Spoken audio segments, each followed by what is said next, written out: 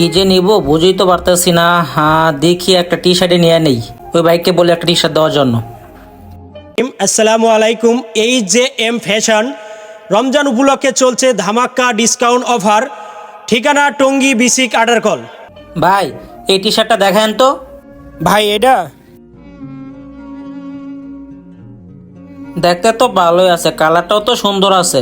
এটা নেব কি তাই তো বুঝতে পারতাছি না। জিনিসটা দেখে তো ভালোই লাগতাছে, জিনিসটা কি নেব? হ্যাঁ ভাই, জিনিসটা নেন, জিনিসটা অনেক ভালো হইব। আর এই টি শার্টটা ভালো একটা ব্র্যান্ডের। ভাইয়া আপনি এই টি শার্টটা নেন, আর এই টি শার্টটা অনেক ভালো, আপনার চয়েসটা অনেক ভালো, আপনার গায়ে সুন্দর মানাবে। তাহলে ভাই আমি এইটাই নেই, কালারটা যত সুন্দর আছে তাহলে এটা আমাকে প্যাক করে দেন। ঠিক আছে ভাই, আমি এটা প্যাক করে দিতেছি আপনাকে। আর একটা ভালো কিছু নেওয়া লাগবে, একটা প্যানও তো লাগবে। এটা কি নিয়ে নেবো কিনা এখন বুঝতে পারতেছি না। ভাইয়া এনেন, আপনার টি শার্ট প্যাক করা হয়ে গেছে। আর কিছু নেবেন দেখেন, পছন্দ হলে নিতে পারেন। ভাই, একটা ভালো প্যান হবে, আমার একটা প্যান লাগতো। হ্যাঁ ভাই, আপনি একটু অপেক্ষা করেন, আমাদের দোকানের ভালো ব্র্যান্ডের পেন আছে, আমি আপনাকে দেখাচ্ছি।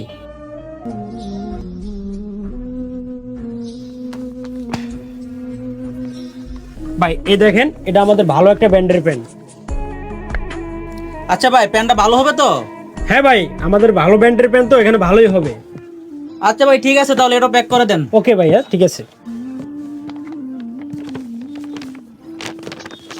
এনেন ভাইয়া।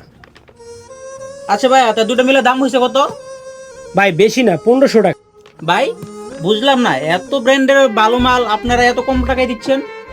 ভাই আমাদের এই AGM ফ্যাশনে আমরা পাইকারি মাল সেল দিয়ে থাকি।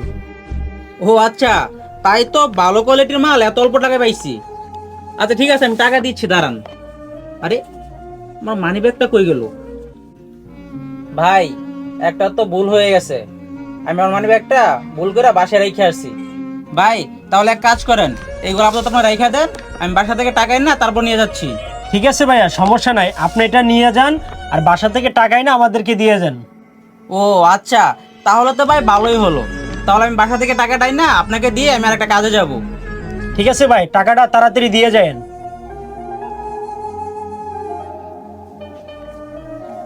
সুহেল, তুই এটা কি করলি? ওই লোকটাকে টাকা ছাড়া কাপড়গুলা বাকি দিলি কেন? টাকা নিয়ে আসলে পরে তুই কাপড়গুলা দিতি। আরে সে তো বললো টাকা আইনা দিয়ে যাবে, আর উনি মানি ব্যাগ আনে নাই, বাসায় থুয়ে আসছি। তুই কি ওই লোকটারে চিনস? না তো। তাহলে তুই ওরে চিনস না, জানস না? ওরে কাপড়গুলা তুই বাকি দিলি কেন? কিরে, কি হয়েছে এখানে?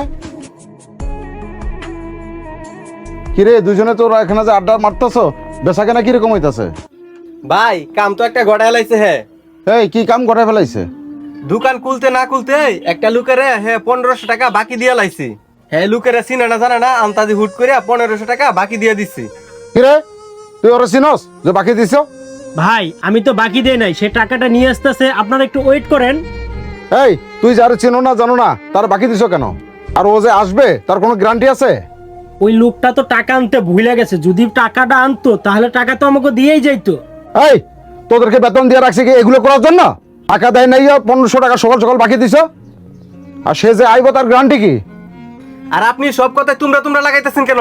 মাল কি আমি বাকি দিছি? মাল তো বাকি দিছে ওই। আপনি ওরে বলেন, আমারে কেন বলতেছেন? এই, দোষ করো আবার মুখে মুখে কথা কও, আজকে দোকান থেকে বাইর করে দেবো। আপনি কি দোকান থেকে বাইর করবেন? আমি নিজে দোকান থেকে বাইরে হয়ে যাইতাছি, আপনার চাকরি করলাম না। কত বড় কলিজা দেখছো? মুখে মুখে তর্ক করে দোকান থেকে বাইরে হয়ে গেল। এই, তোর কি সমস্যা? তুই কি বাইরে যাবি? গেলে যাইতে পারস।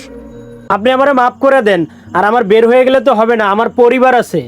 এইসব কথা কোনো কাজ হবে না। আর সে যদি টাকা নিয়ে না আসে তাহলে তোমার চাকরি কিন্তু আমি খাইয়া দেবো। আর এই শোন, কথাটা মনে রাখিস।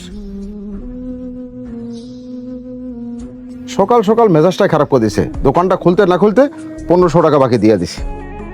আর ওর তো ওরা চিনিও না, এমন কি একটা অবস্থা কও তো।